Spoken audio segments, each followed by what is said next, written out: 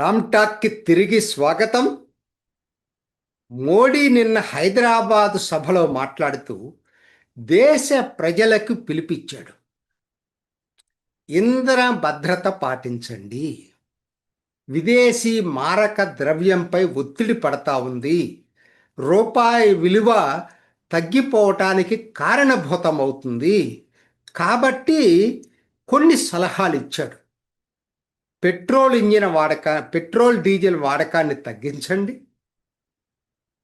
దానితో పాటు బంగారం కొనుగోలుపై 1 సంవత్సరం మారిటోరియం ప్రకటించుకోండి. మీకు మీరు విదేశీ వివాహాల కోసం విదేశాలకు వెళ్ళటం మానుకోండి.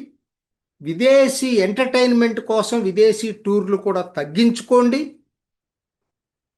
రసాయన ఎరువుల వాడకాన్ని తగ్గించుకోండి. మెట్రో రైలును ఎంత వీలుంటే అంతగా వాడండి. ఉన్న చోట కార్ పూలింగ్ ఏర్పాటు చేసుకోండి. ఎలక్ట్రికల్ వాహకాలు వాడండి. మేడ్ ఇన్ ఇండియాకి ప్రోత్సాహం ఇవ్వండి. ఇవండి ఆయన చెప్పింది. ఇందులో తప్పు పట్టాల్సిందేంటో నాకైతే అర్థం కాలేదండి. అంటే దేశానికి మనకు బాధ్యత లేదా? ప్రభుత్వానికి ఎంత బాధ్యత ఉందో దేశం విషయంలో అంతకన్నా ఎక్కువ బాధ్యత దేశ ప్రజలకు కూడా ఉంటుంది. నిజానికి ప్రపంచం మొత్తం కూడా పెట్రోల్ డీజిల్ ధరలు పెంచకుండా సామాన్య ప్రజలకి పెట్రోల్ వాడకందారులకు ఉపశమనం కలిగించిన ఏకైక దేశం భారత్. అయినా దాన్ని గుర్తించవు ప్రతిపక్షాలు. ఆయన చెప్పింది ఆర్థిక వ్యవస్థ నడవాలి కదా. ఇది మనకు అవుట్ ఆఫ్ అవర్ కంట్రోల్, మన చేతిలో లేని విషయం ఇది. ఎందుకంటే భారత్ దాదాపు 80% పైగా తాను ఇంధన దిగుమతి మీద ఆధారపడింది, దాని పెట్రోల్ డీజిల్. మరి దానివల్ల వస్తున్నటువంటి కాన్సిక్వెన్షియల్ ప్రాబ్లమ్స్ ఏంటి? ఫారిన్ ఎక్స్చేంజ్ మీద ఒత్తిడి పెరుగుతూ ఉంది. ఇది వాస్తవం. బంగారం విషయంలో అసలు ఇప్పటికే చాలామంది ఆర్థిక నిపుణులు చెప్పేది కూడా భారత్ ఇది అన్ప్రొడక్టివ్ ఇదని చెప్తారు. ప్రభుత్వం చెప్పవచ్చు, నా వ్యక్తిగత అభిప్రాయం అది. ఏంటంటే ఒక స్థాయి వరకు కొనుక్కోవచ్చు, కానీ దాన్నే దీని కింద పెట్టుకోవటం అనేది, ఇన్వెస్ట్మెంట్ కింద పెట్టుకోవటం అనే దాంట్లో చాలా ఆర్థిక నిపుణులు రకరకాల అభిప్రాయాలు వ్యక్తం పరుస్తున్నారు. ఇప్పుడు దాంట్లో కూడా వెళ్ళదు ఆయన.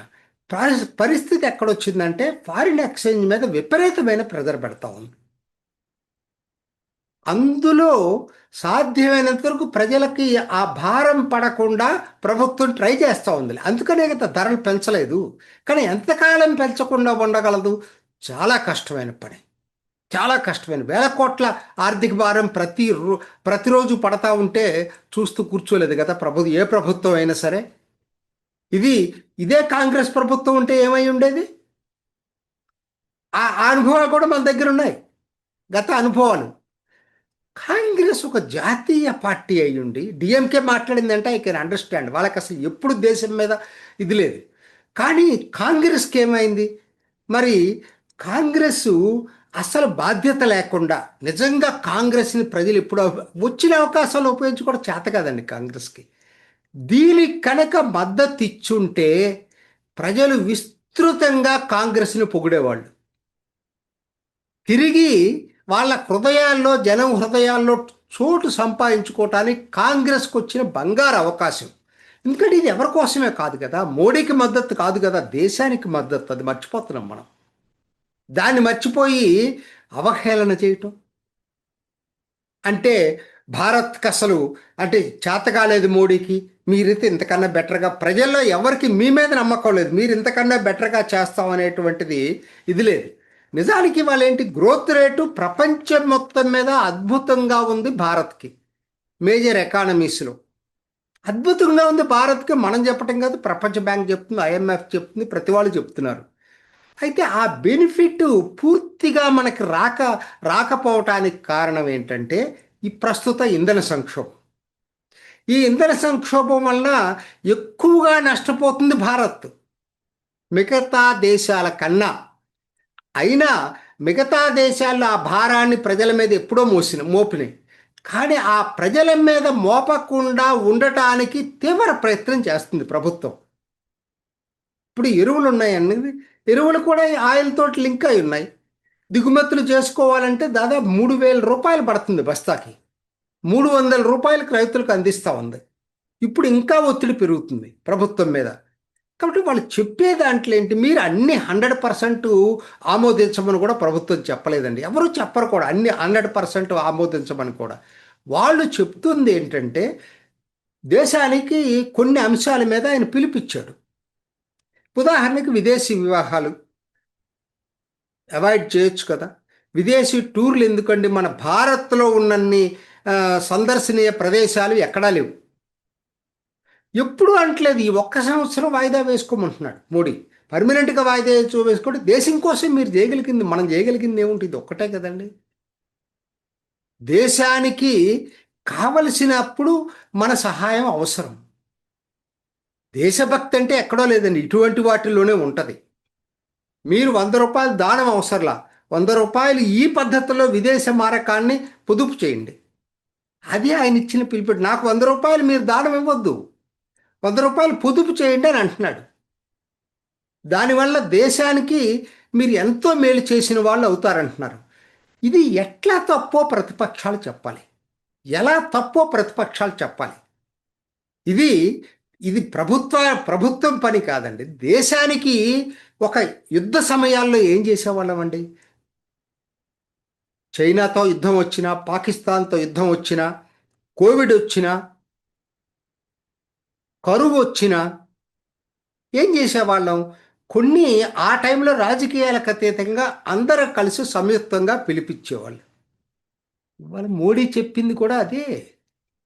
దానికి ప్రతిపక్షాలు సహకరించకపోగా అవహేళన చేయటం, విమర్శించటం, ఏదో ఆర్థిక పరిస్థితి పూర్తిగా దెబ్బతిందని చెప్పటం, ఏ విధమైనటువంటి బాధ్యత అండి వీళ్ళది?